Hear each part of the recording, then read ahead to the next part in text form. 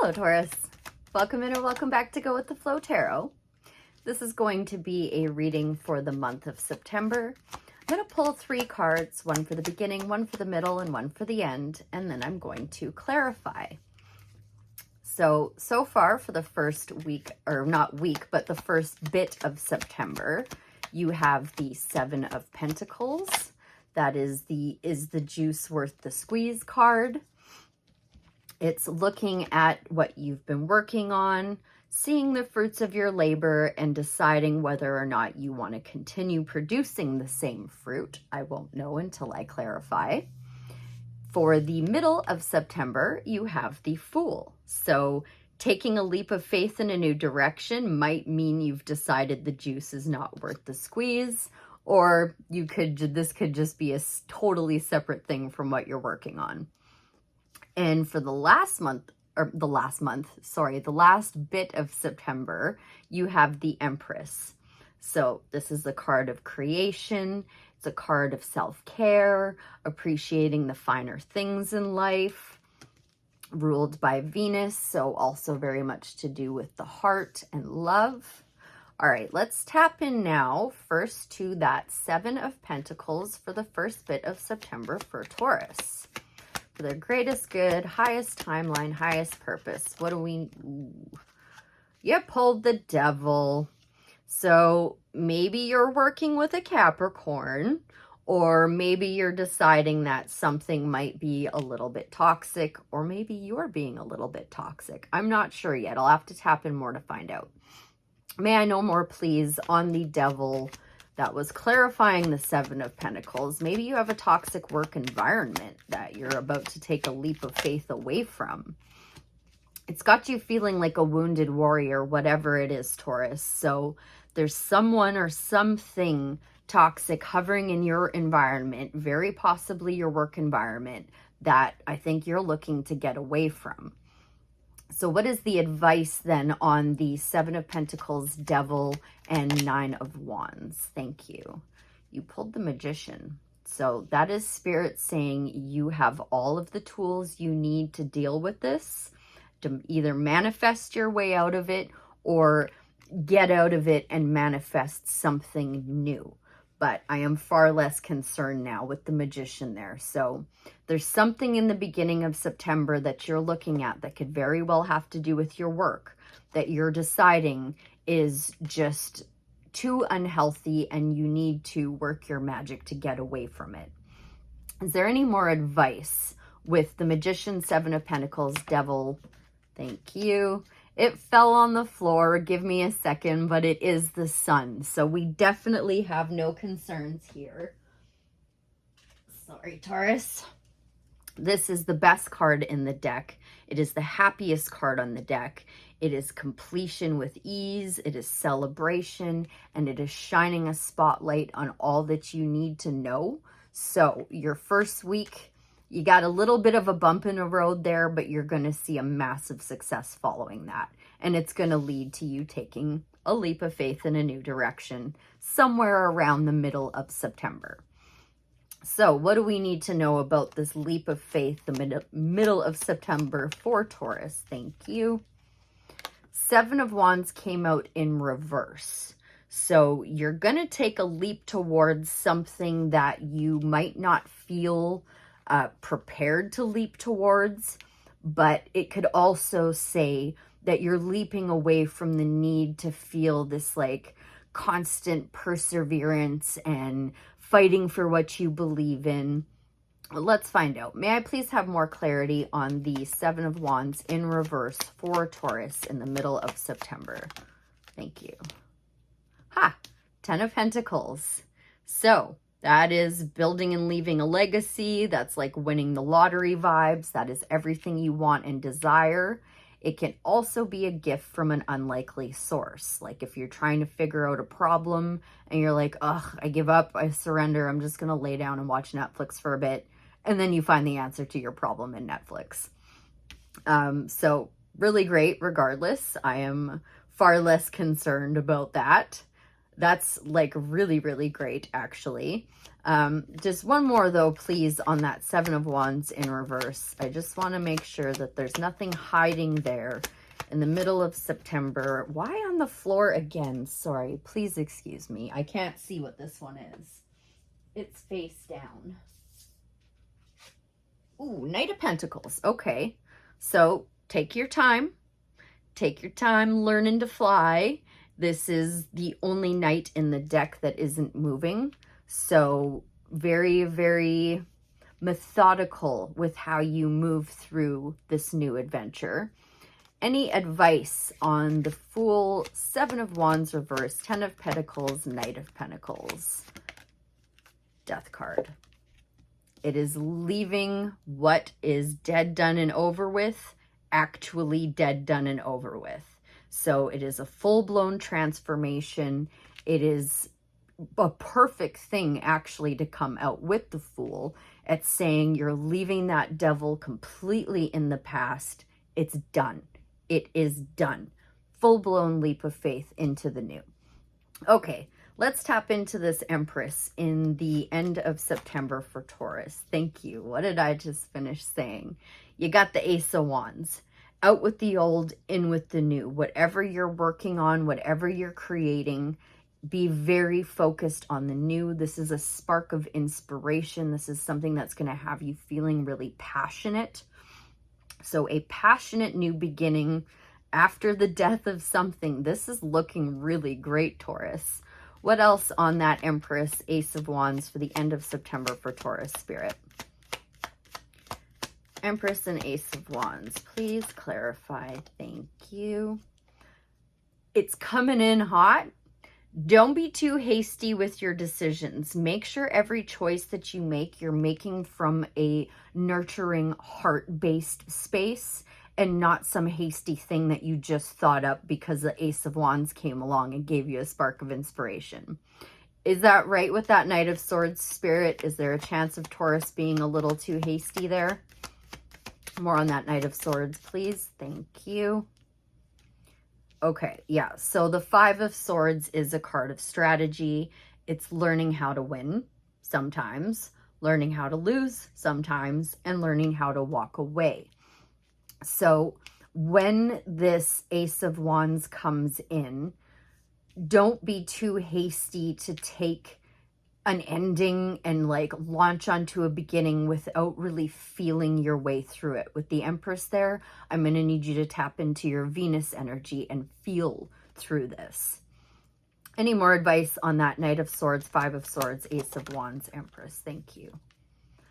There might be a blessing in disguise with this out with the old, in with the new. Towards the end of the month, Taurus, you're going to for sure see the end of something, maybe two, maybe three different things that it might sting a little bit, but it's going to bring you into a new nurturing motherly energy. And I just noticed we do have the Eight of Cups on the bottom of the deck. It's walking away from what no longer serves you. That's a great thing to be seeing right now. Okay, anything else on the Empress, Ace of Wands, Knight of Swords, Five of Swords, Ten of Swords for Taurus for the end of September spirit? Anything else from this deck? No. Okay, we'll switch decks now. I'm just going to ask, generally speaking, for the whole month of September now, what is Taurus's advice for the month of September spirit? Their greatest good, their highest, thank you, timeline, highest purpose. We've got the Knight of Cups here, which could very well be a knight in shining armor. It can also just say, make sure that you're planting seeds in this new direction with a lot of love. Any more advice for the month of September?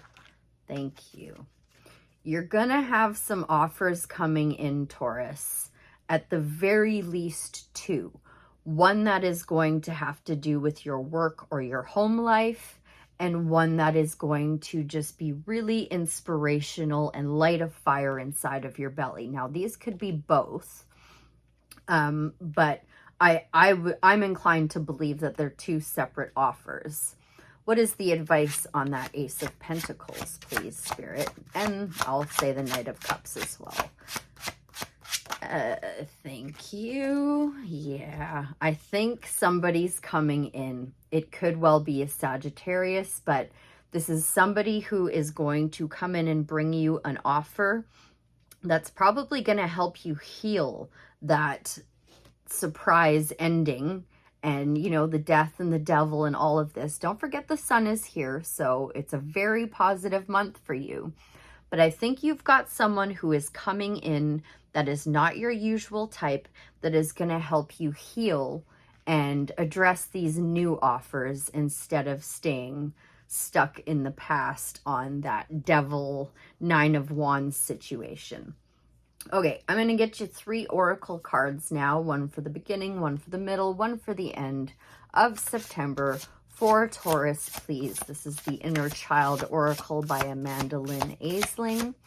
I'm looking for 3 cards, please, Spirit, for Taurus for the month of September. Thank you for 1. Thank you for 2. 1 more, please, and thank you for the Taurus Collective. Thank you, Spirit. Okay, so for the first week, we are looking at go inward. It is time to connect with your inner child. Like the little baby on the sun card. We'll pretend that's you. So, number 16. Go inward. One powerful way to connect with your inner child can be through visualization. This is the practice of seeing with your mind's eye while your physical eyes are closed. This practice can be a bit tricky for some in the beginning, so if you have never tried working with visualization, don't worry if it's a slow process. You will get there in the end. Awareness exercise. In this exercise, focus on allowing your inner child to come through your mind's eye. Find a quiet place where you can sit or lie down comfortably with minimal distractions. Once you are ready and your eyes are closed, allow your focus to travel inward toward your center. As you allow your focus to drift inward, your inner child will slowly come to you. Once they do, let them be as they are, even if there are aspects of them you would like to change. Embrace them, listen to what they might have to say, and shower them with love and affection. Note, if you are struggling to turn your focus within yourself, the Becoming Aware body scan exercise on page 11 can help guide you. Let's take a quick look at that. I guess I haven't read this card yet because I don't remember seeing that. Page 11. Oh, well, that's just another card. Okay, I'm not reading that. Sorry, Taurus. Okay, so that was go inward for the beginning. Now, speak to yourself with kindness for the middle of the month during that death process. The stories we tell ourselves can create the patterns by which we live. In our daily lives, the words that we choose to speak over ourselves can deeply influence how we think and act. We are often unaware of just how critical our self-talk can be, or how often we engage in it. If you have pulled this card, then it may be time to review your self-talk. Inner work exercise. If you are currently in a place of negative self-talk, this practice will focus on becoming aware of the negative self-talk as it occurs. During this exercise, ask yourself, am I speaking to myself with love right now? When you are reviewing your self-talk. It can be helpful to use an object, such as a piece of jewelry, as a physical reminder to speak to yourself kindly. An object of high value can be even more beneficial, particularly if your negative self-talk focuses on the idea of lack of personal worth. If you can, choose an item of value and importance for this exercise. You are worth it. Once you have your object, practice becoming more aware of your self-talk. In the beginning of the day, set an intention to be aware of how you speak to yourself. Throughout the day, as soon as you notice a negative thought, touch your object to remember that you are worthy of positive and hopeful self-talk. Whatever negative thoughts you had, speak the opposite to yourself or out loud. Practice this as many times as you can throughout the day. If you feel that you need an extra dose of positive self-talk, Think about 3 to 5 uplifting, affirming things you like about yourself. Write them down and place them somewhere you can easily see them. Say them to yourself aloud every time you see the note. Responsive journaling prompt. How do you feel when you speak to yourself with love and kindness? How does your inner child feel when they hear these words? Try writing down how you feel at the beginning of the week and at the end of the week. Do you notice a difference after completing this practice?